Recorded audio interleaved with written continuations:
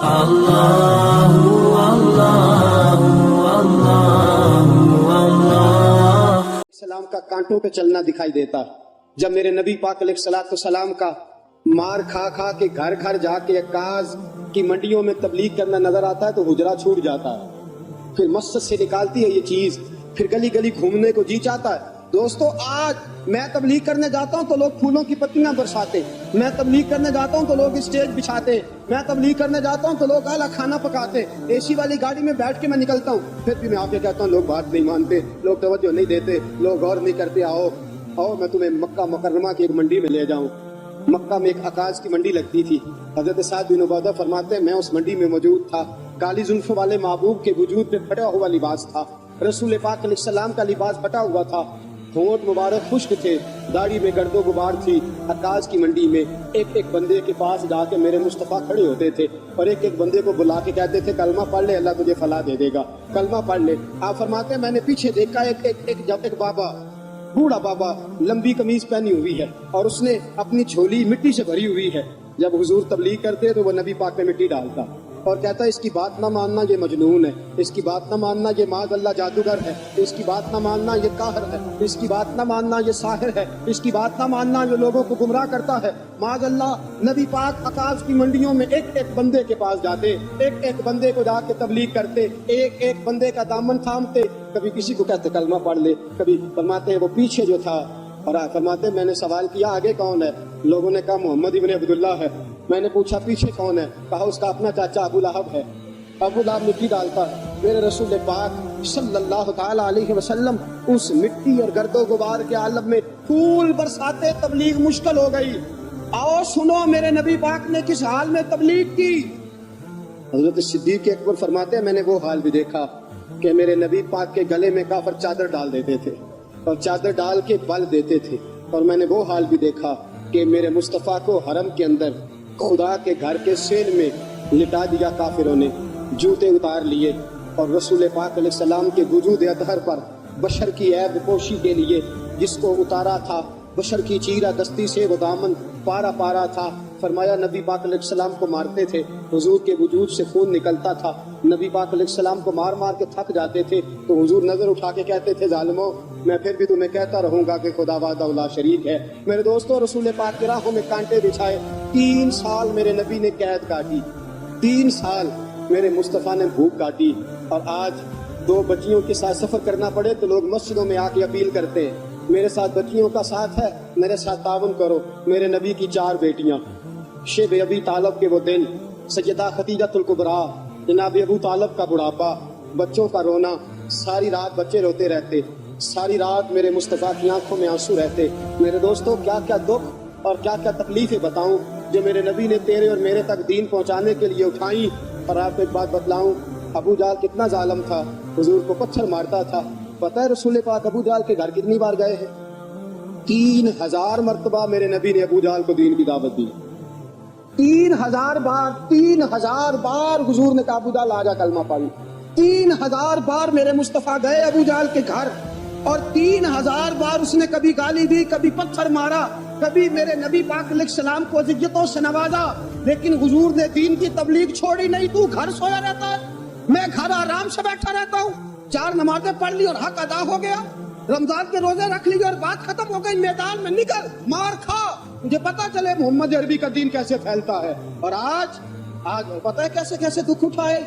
خدیجہ الکبریٰ کہتی ہے مجھے لگتا ہے سب سے بڑا دکھ یہ تھا کہ میرے مصطفیٰ کی 2 بیٹیاں ابو لہب کے 2 بچوں کے نکاح میں تھی، 2 بچوں کا نکاح، 2 بیٹیوں کا نکاح ابو لہب کے 2 بیٹوں سے ہوا تھا، ابھی رخصتی نہیں ہوئی تھی۔ حضور نے اعلان نبوت فرمایا، میرے محبوب نے دین کی تبلیغ کا اعلان کیا تو ابو لہب نے پیغام بھیجا کہ یہاں تو تبلیغ بند کر دو ورنہ میں تیری بیٹیوں کو طلاق دلوا دوں گا۔ میرے حبیب پاک کی آنکھوں میں آنسو آ گئے۔ حضور نے فرمایا ابو لہب تیرا اختلاف میرے ساتھ ہے، میری بیٹیوں کو اذیت نہ دے، میری بیٹیوں کو تکلیف میں، بیٹیوں والوں اور بچوں والوں اور گھر رکھنے والوں اور اپنے گھر میں جا کے اولاد کا ماتھا چومنے والوں سنو، حضور نے پیغام بھیجا اختلاف میرے ساتھ ہے، میری بیٹیوں کو اذیت میں مبتلا نہ کر۔ سیدہ طیبہ خدیجہ الکبریٰ کہتی ہیں ابو لہب نے کہا 2 ہی باتیں ہیں، یا دین چھوڑ دو یا طلاق تیرے گھر میں پہنچنے والی ہے۔ نبی پاک علیہ السلام نے گردن جھکائی، فرمایا جے سونا میرے دکھ وچ راضی، کہ میں سکھ نو چولہے ڈاواں۔ میرے دوستو 2 شہزادیاں بیٹیاں ابھی گھر سے گئی نہیں تھی، جب پیغام آیا نا تو سیدہ خدیجہ الکبریٰ کہتی ہے میرے مصطفیٰ نے بچیوں کے سر پہ ہاتھ رکھا اور حضور کی نظر آسمان پہ ٹکی، اور نبی کریم صلی اللہ تعالی علیہ وسلم نے آسمان کے بچیوں کے سر پہ ہاتھ، نظر آسمان کی طرف، اور حضور رو کے عرض کرتے ہیں یا اللہ دین کے معاملے میں اگر یہ تیری رضا ہے تو میں اس کے لیے بھی تیار ہوں، یا اللہ میں اس کے لیے۔ دوستو کیا کیا دکھ، کیا کیا تکلیفیں اور کیا کیا کٹھن مراحل میرے مصطفیٰ نے دیکھے، اور یہ دین ہم تک پہنچا۔ اتنی اذیتوں سے ہو کے حضور گزرے، اتنی تکلیفوں سے گزر کے میرے رسول پاک صلی اللہ علیہ وسلم آئے۔ اور حضرت زید بن حارثہ فرماتے ایک دن میں نے وہ دیکھا جو میں کبھی بھول نہیں سکتا۔ طائف کے بازار تھے اور میرے مصطفیٰ لوگوں کو دین کا پیغام دینے گئے تھے۔ فرمایا طائف کے لوگ پہلے تو نبی پاک پہ تانے برسانے لگے، کہنے لگے خدا کو تو ہی ملا تھا رسول بنانے کے لیے، معاذ اللہ استغفر اللہ، تیرے جیسے بھکاری کوئی رسول بنانا تھا، نقل کفر کفر نہ باشد استغفر اللہ، لا حول ولا قوت۔ پہلے حضور پہ انہوں نے تانا و تشنیع کی برسات کی، پھر اوباش لڑکوں نے پتھر اٹھائے۔ فرمایا وہ میرے نبی پاک کو پتھر مارتے تھے، رسول پاک علیہ الصلوۃ والسلام بیٹھ جاتے تھے، پھر وہ حضور کو پکڑ کے کھڑا کرتے تھے۔ حضور کا علم نشرہ کا سینہ لہو لوہان تھا۔ فرمایا حضور کو کہتے تھے چلو، حضور قدم اٹھاتے تھے تو نبی پاک کے پیر پہ پتھر مارتے تھے، زخم لگتا تھا تو حضور پیر اٹھاتے، دوسرا پیر رکھتے تو پھر پتھر آتا۔ ان پتھروں کی برسات میں میرے نبی نے دین کا پیغام پھیلایا، ان پتھروں کی برسات میں حضور نکلے۔ طائف کی وادی سے آج بھی جا کے سوال پوچھ، طائف کا میدان آج بھی اس واقعے کو یاد کر کر کے روتا ہے، آج بھی آسمان تڑپتا ہے، ہم نے وہ منظر دیکھ رکھا ہے۔ میرے دوستو رسول پاک نے اس حال میں دین کی تبلیغ کی، اور احد کا میدان لگا تو میرے نبی پاک کے دانت بھی ٹوٹے، حضور علیہ الصلوۃ والسلام کے وجود سے خون بھی بہا، لیکن حضور نے پھر بھی رو کے یہی دعا کی اللہم اہد قومی فإنہم لا یعلمون، یا اللہ میری قوم کو ہدایت دے دے، خدایا میری قوم کو ہدایت دے دے۔ میرے دوستو میرے رسول پاک علیہ الصلوۃ والسلام کی حضور نے کون کون سی قربانیاں دی۔ مکہ کتنا پیارا تھا حضور کو، لیکن مکہ بھی حضور نے چھوڑ دیا۔ شہر چھوڑنا بڑا مشکل ہوتا ہے، وطن چھوڑنا۔ حضرت سلطان باؤ فرماتے ہیں شالا مسافر کوئی نہ تھی وے ککھ جنا تو پارے ہو۔ میرے رسول پاک نے مکہ بھی چھوڑا دین کے لیے، اور مدینے آئے تو میرے نبی پاک علیہ الصلوۃ والسلام نے دکھ اٹھائے۔ حضرت سیدہ طیبہ سیدہ زینب رضی اللہ تعالی عنہا میرے رسول پاک کی سب سے بڑی شہزادی حاملہ تھی۔ حبار بن اسود نے نیزہ مارا، گر گئی، شہید ہو گئی۔ رسول پاک صلی اللہ علیہ وسلم بیٹی کی میت پہ کھڑے ہیں، آنسو بہا رہے ہیں۔ حضور علیہ الصلوۃ والسلام وہاں بھی یہی کہتے ہیں یا اللہ اگر یہی تیری رضا ہے تو میں اس کے لیے بھی حاضر ہوں۔ میرے دوستو کئی دنوں کا فاقہ، کئی دنوں کی بھوک، کئی دن، اور حضور فرماتے ہیں سارے نبی ستائے گئے، میں سب سے زیادہ ستایا گیا۔ حضور فرماتے ہیں سارے تڑپائے گئے، میں سب سے زیادہ تڑپایا گیا۔ حضرت سلمان فارسی فرماتے ہیں نبی پاک کا چہرہ مبارک بھوک سے اترا ہوا تھا، نبی پاک علیہ السلام کو شدید بھوک لگی ہوئی تھی۔ حضور نے فرمایا سلمان 3 دن ہو گئے کھایا کچھ نہیں، چل جا ابو ذر غفاری کے پاس چلتے۔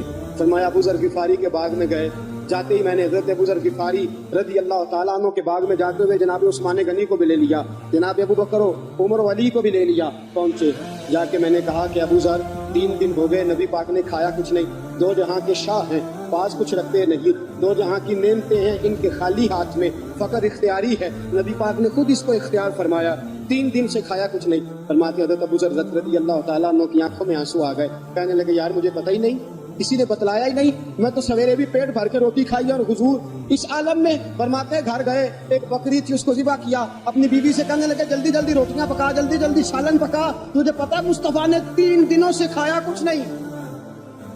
دوستو عرب کی گرمی دنیا میں مشہور ہے، صبح کا روزہ رکھا ہے نا آپ نے، اور اب ظہر کے بعد اٹھنا مشکل ہو جاتا ہے، عصر کے بعد بولنا مشکل محسوس ہوتا ہے، لیکن میرے دوستو 3 دن کا روزہ بغیر افطاری کے روزہ۔ میرے نبی کریم علیہ السلام کے صحابی اپنی بیوی سے کہتے ہیں جلدی کر 3 دن ہو گئے حضور نے کھایا کچھ نہیں۔ آپ کی بیوی نے جلدی سے روٹی پکانی شروع کر دی، سالن تیار۔